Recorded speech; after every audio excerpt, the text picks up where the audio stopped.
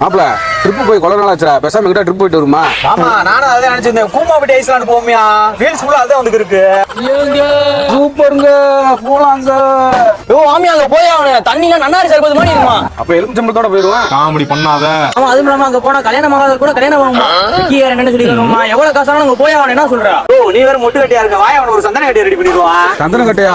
எனக்கு ஒரு கருவலை கட்டை கிடைச்சா கூட போதும் மாப்பிள. அந்த ஊருக்கு போய் வாயா போமியா. லொகேஷன் போடுற மாப்பிள. பேலன்ஸ் போட்டு ஒரு வாரம் ஆச்சு, நம்பர் பிளாக் பண்ணிட்டாங்க.